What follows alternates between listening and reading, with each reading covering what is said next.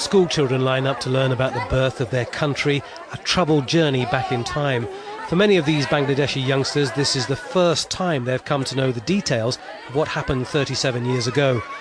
A mobile museum has just started touring villages and schools, showing documentation and videos of the War of Liberation with Pakistan, when it is claimed up to 3 million people were killed. It's a subject which has largely been suppressed because of political reasons. These children are learning about the price this country paid for independence. But the ones who paid that price, the men and women of this country, are still being haunted by what happened to them 37 years ago. Bhutto Rani is a Hindu. She knows all about paying a price. She was 14 years old in 1971 when she says she was raped twice by Pakistani soldiers. If I had a weapon, I could have killed them. Every human being has got some dignity, and after I was raped, my dignity was destroyed. Many people said unkind things after the incident.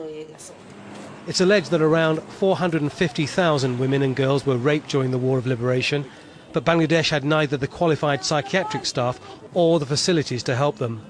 Our government has failed in that to address that problem, and all sorts of victims, both who were killed, the tortured, and those have faced enormous psychological trauma. They feel almost they're dead.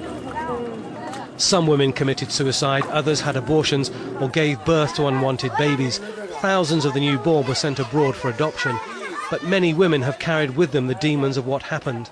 Professor Hidayatul Islam is one of the few professionals who have treated victims since 1971. These are events in life which will continue to affect them throughout their life, even though some have adjusted. Those memories are always present for this woman. She claims she was kept as a so-called comfort woman by Pakistani soldiers and raped daily over the period of a month. It has badly affected her life. When we got independence, it meant very little to me, because just a few days before, I was being violated, and then they were gone.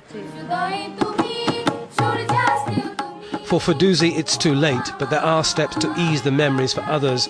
They've started a memorial at a place called Butcher's Den, where hundreds were murdered in 1971. The young relatives of those victims come here every day to remember and sing songs of hope. It's a small part of a long-term healing process as Bangladesh tries to bury its ghosts. Tony Bertley, Al Jazeera, Dhaka.